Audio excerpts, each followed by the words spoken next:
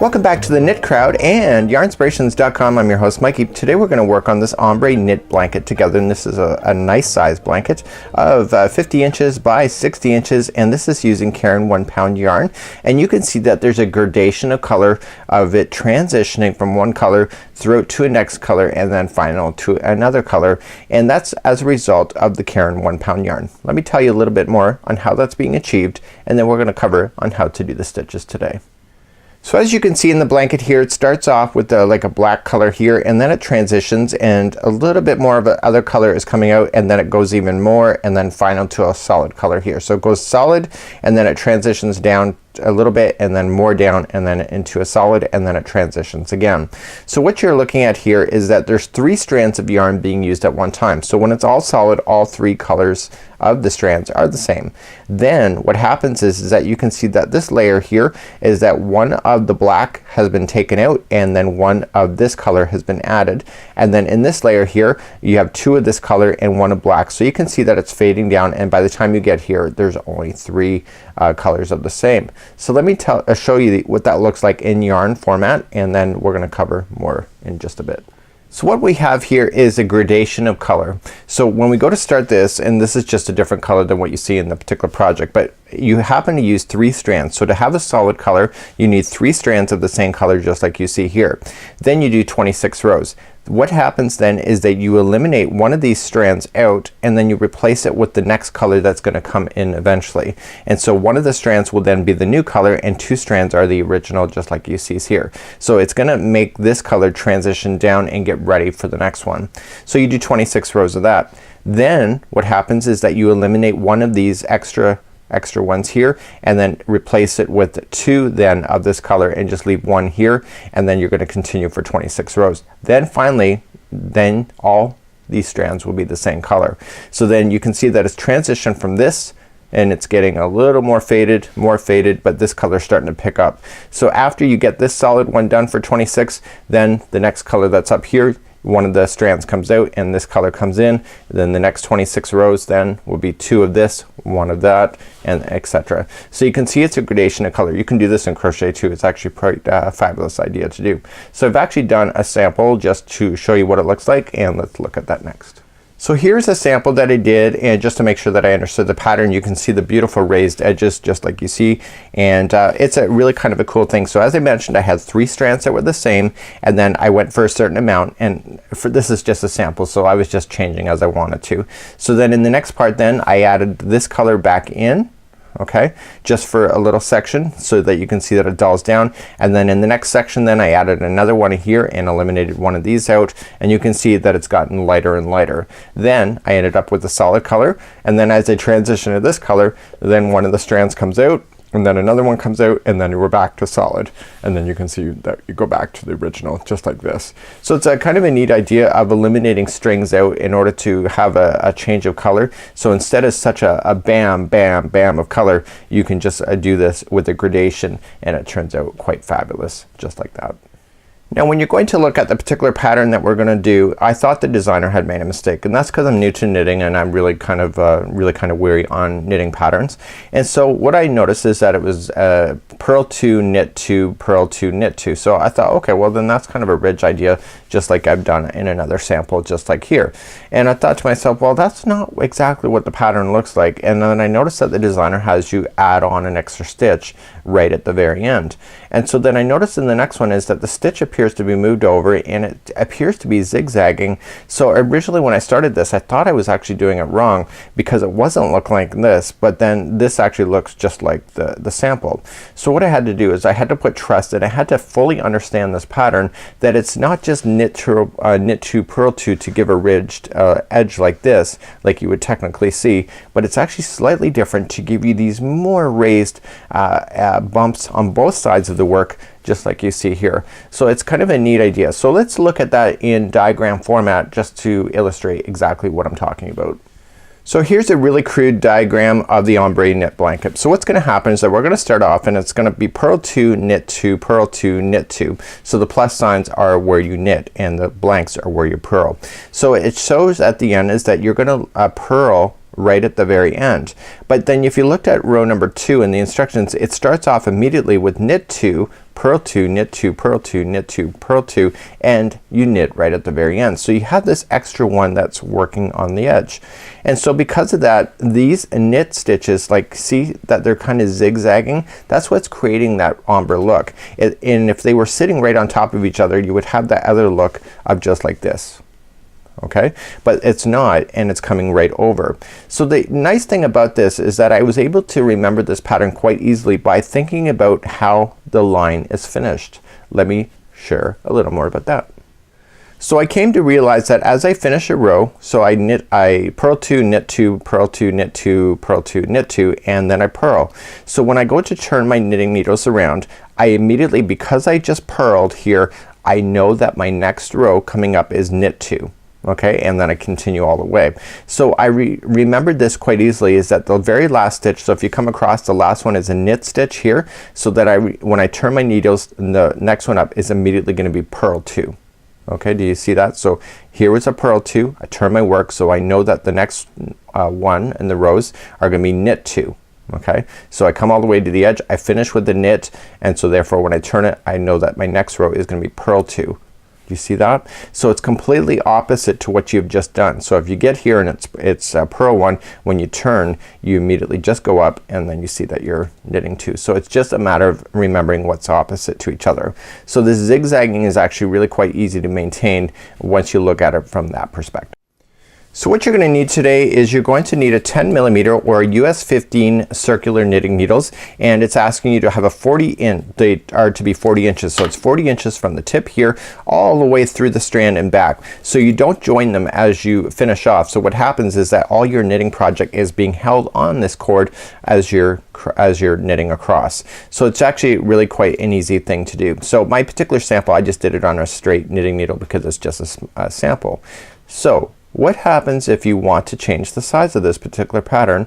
I can tell you that. That's next. So if you like this pattern so much, even if you just wanted to use a regular yarn, just one strand, this whole pattern runs on the idea of multiples of 4. So if you go 1 2 3 4, 1 2 3 4, 1 2 3 4, and then at the very end when you're casting on, if you add that extra 1, you can get that extra 1 that's required in order for you to do that zigzagging look. So remember that the multiples are 4, so count in multiples of 4, and then when you're satisfied, add 1 at the end, and you can change this pattern for any size that you wish.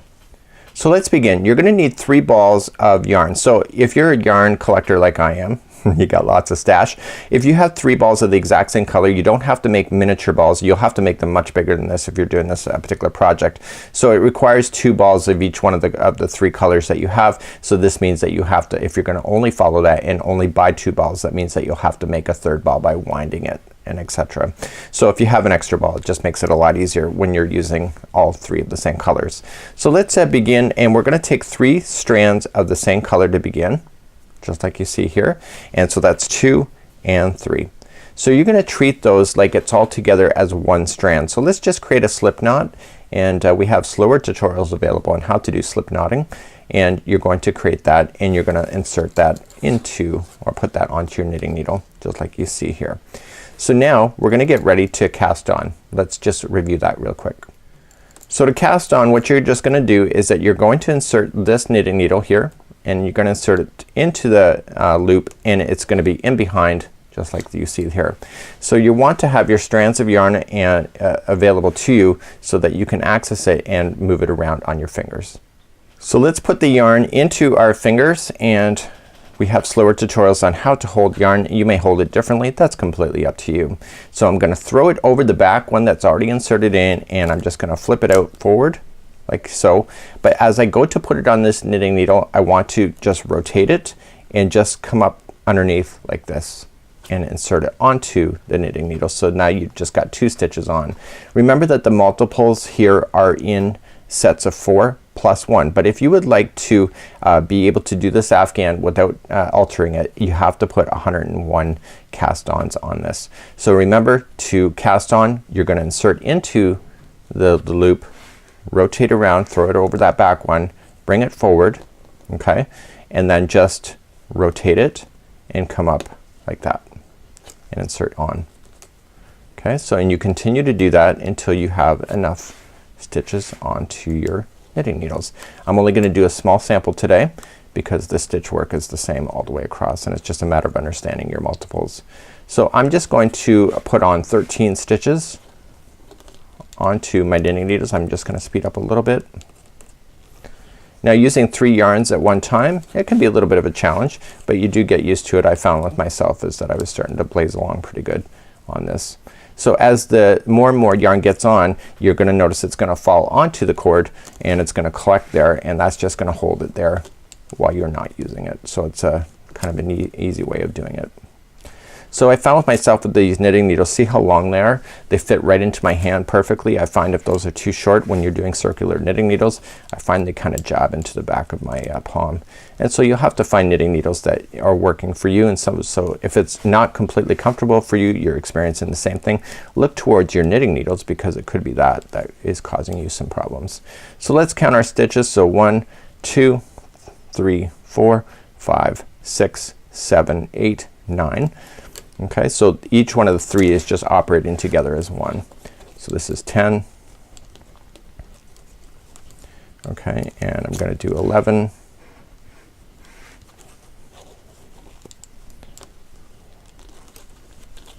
And 12.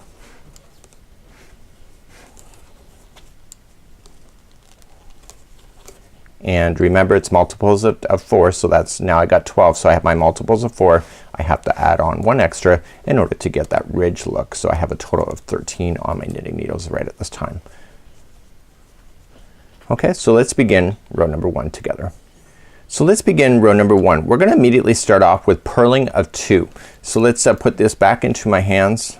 Okay, and we're gonna purl. So what you wanna do is that you wanna come up and make sure that the yarn is in the front of the knitting needles, and you wanna come in right and directly so that this needle is right on top. So throw it over that top, so just coming up and over. Okay, so now you have it up and over, and now you're just gonna flip it backwards and then slide that one off the hook or off the knitting needles. Sorry, I'm used to crocheting more, so if I slip up on hooks and needles, just don't mind me. So the first 2 are purls, so coming into the next one, this strand is already in the front, so you don't have to worry about it, so just throw it over and push it back. So 2 of those in a row are going to be purl.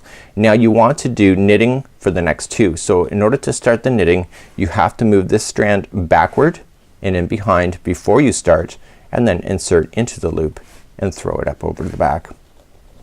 Okay, so and you'll do 2 of those. So now that you did the first one, the strand is already in the back side, so you don't have to worry about it, and coming in and throwing it up over the back for the knit stitch.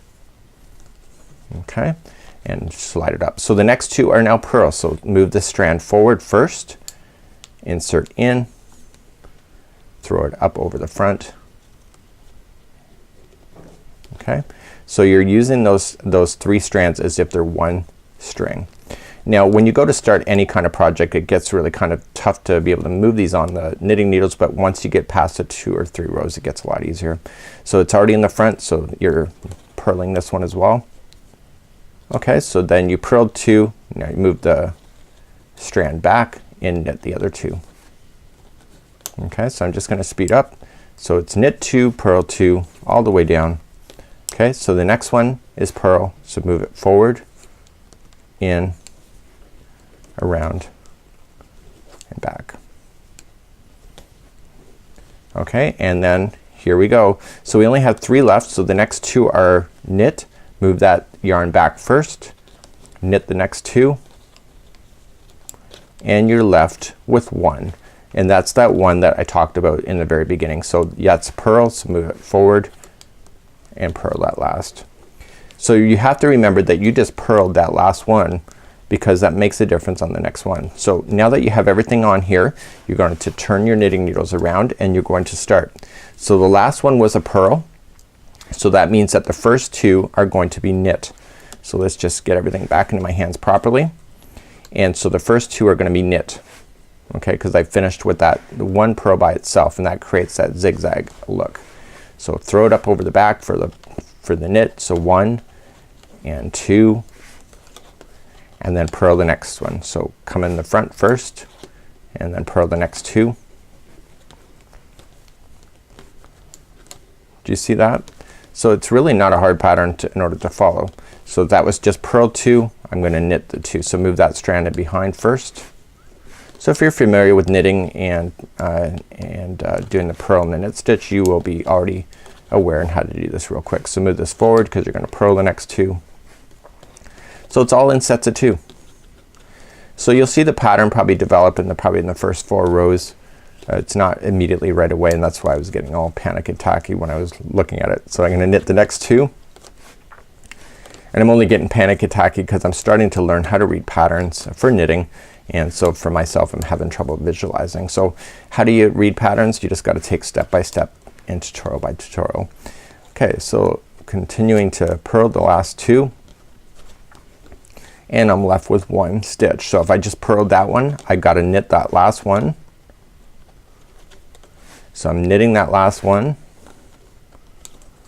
just like that, and now I'm ready to go. So I'm just going to flip my needles and start again. So if I knit that last one, that means that the first one is going to be purl.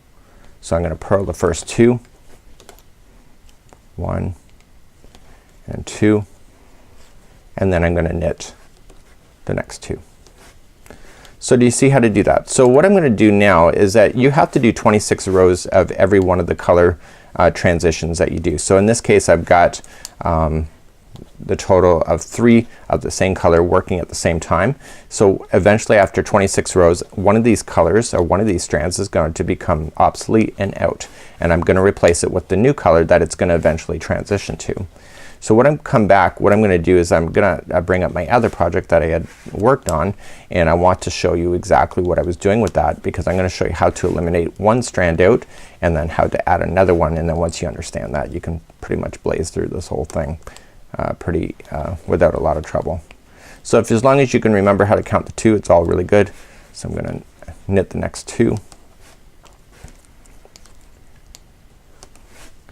and the final one is a purl by itself. Remember, move that strand first. So if you finished off with the purl, what strand or what stitch are you going to start off with when you turn? You're going to start off with the knit stitch. So you can see that it's really not that evident yet. You got to go a little bit longer, and then you'll see these ridges all starting to develop, and it's really quite amazing. So let me bring up my other sample for you. Just in case you're curious, I do samples. These big hooks, they almost are big contraptions. They look like paper clips to me in some kind of way, safety pins. So what this is doing is it's holding my work. So if I want to, like, if I get like if I'm not paying attention or I get bored of a project, I can slip a project onto one of these, and so I can just hold it there so I can use the knitting needles for something else. And it's just I think we all do it in some way. We sometimes we want our knitting needles and then we pull out our project midway instead of actually finishing. So this is a great way. So I'm just inserting the strands back onto the knitting needles, just being very careful about it and just collecting everything that was on the original. So when you get 26 rows and you're starting to transition from color to color, you have to eliminate this out. So when I last left you, we were working on 3 colors of the same color, just like you see here. So what's going to happen eventually is that you're going to have to eliminate one of these strands out. It can be any one of the strands, it doesn't really matter. I would look to the yarn ball towards that, because I think one of these is going to a main yarn ball for me. I don't want to cut that off if it's still working there, and I could use it for the whole thing. So what I want to do is that I want to look at it here, and I want to transition to the next color. So I'm just going to take my next color that I would like to move to and just grab my yarn ball, and I want to take the strand and loop it up forward, but I want to leave a long strand here so I can use a darning needle later at a certain time to use it. So when I was working on this particular project, I can see here that these 2 were knit and the last one was purl. I just happen to remember that, and this first one is going to be knit. So what I want to do is that I want to insert my knitting needles in first. Okay, so I'm going to show you how to transition color. So you want to take the 2 strands you're going to keep. So I got one of these already cut for me, and I just already cut it, and I'm going to loop it up over the back. But there's only 2 strands so far, so I want to take that 3rd strand of what I want to change it to, okay, and I want to leave that extra long as well, and I want to loop it up, and I want to loop it up so that when you're looping it, that the strand that is in front here coming down is going to be going to the yarn ball, and the other strand in behind right here is towards the end of the strand. So carefully, and you always have to do it carefully, is that you just gotta hold on to things, okay, and you just gotta knit the first one and get it through. Okay, so you see all 3 strands are now on here, and I'm gonna just move it up and over. So what I want to do is that I want to grab only the strands that I'm currently gonna work with. Okay, so I got my 3 here, and so the color that I dropped is gonna be here, and the end of the straggler is going to be here, and I'm gonna leave that out of the way for me to use a darning needle later in order to secure that in. So I'm gonna knit the next one here because that's part of the pattern. So let me just do that. And so I'm using the strand then of the new color, and I'm moving forward. Okay, so I'm gonna purl the next 2, and I'm gonna do 26 rows of this combination of yarn strands as they go across. Okay, so the next one is knit, and you do that. So at the very end of your project, what you can do, or if you want to work on it as you're going through, you have to take a darning needle and secure those loose ends in so that they don't fall out on you at a later time. So I don't really worry about it. I got strands hanging out on this project on the other side. I can go in afterward if I'm confident with it, but if you feel like it may be a compromising thing, if you're gonna move your project around a lot, then you may want to take a darning needle and secure that, and I'll show you how to do that in just a moment. So I'm just gonna continue to knit as the pattern suggests. I'm just using the new color combination and moving my way across like so.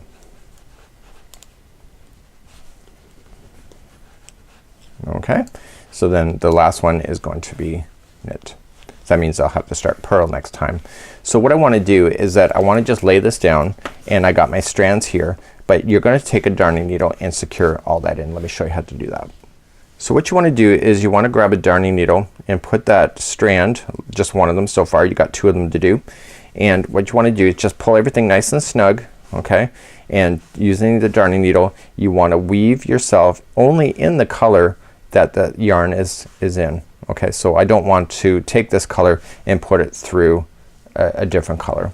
I want to really kind of hide that in. So I'm gonna go back and forth 3 times inside, and when I go to do it, I don't want to put any extra pressure to make the project warp in any way. If you go back and forth 3 times in different areas, you got basically a really great seal, and if you want to go 4 times, that's up to you. Your project can never stretch more than 3 directions at a time anyway. So once you get that in, then you can just safely cut that. It's out of your way. You're gonna go back and you're gonna do the next one. Okay, this is the new color that you had added on. And again, this one here, so this one here you want to stay within the strands that have the same color. Okay, you're just gonna go across a little bit, and again I would probably wait and do this after you get by so many stitches, and then coming back in the other direction, but this is how you would do it. So I was able to do this first color easily because I was further up, but this one is a little higher and closer to the needles that I might want to wait until I do that later. So I'm gonna go through, make sure nothing is warping on you, and then you can just safely cut that. So that's how you would transition your colors if you were to do this particular pattern, and then you'll do 26 rows and then change it and then eliminate one of these extra first color and then replace it with another one of these, and then so on, and you'll see that you'll get more and more of a transition. So let's just quickly review on how to cast off. Okay, once you're satisfied with this particular project and you got the length that you want, it's now time to cast off. So what you want to do is that you want to cast off in a way that is going to make sense to the pattern. So for example, last time I did purl 2, this was a knit, so I'm gonna start off with purl. So you're maintaining the pattern as is, but you're gonna be doing a cast off method. So the first 2 stitches will be a purl. Okay, and what you're going to do is that you're just gonna purl as normal the first one. So 1, and you're gonna purl the next one. That's maintaining the pattern. But before you continue, you have to start the casting off right now. So taking the strand, so you're gonna have to knit the next 2, so move that strand in behind anyway, just makes it easier, and grab that first strand and just carry it up over that first one right up over top of the knitting needles. Take your time doing this. You would hate to get this far and it's not acting for you properly. So that just went up over. So you're gonna knit the next one. So the next two are knit, but before you go on to the second knit, you have to take this first one up and over. So you now just, every time you do something, the stitch in behind just comes up and over. Okay, so the next one is a knit. Okay, so the next two are purls. So you're gonna move that strand back. So if you just knit your cast off instead of following the pattern, it's really super obvious. You'll be very upset with yourself. So that one was a purl. So again, I can just move that strand in behind as I'm working on it, but I gotta remember that the next one is also a purl. So I gotta bring that strand forward before I do it. Okay, so bring it forward again.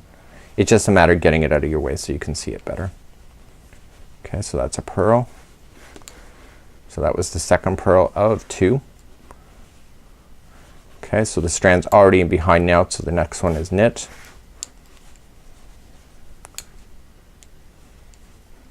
So you can see it's easier to cast off when you're in the knitting mode. But if you don't follow the pattern, then you end up with a line right at the very end that just looks out of place. And so you just continue to do that all the way across. Okay, so I just dropped a strand. Again, want to pay attention to that. You don't want to be lazy about it, right? Okay, and so then you continue on all the way to the very end.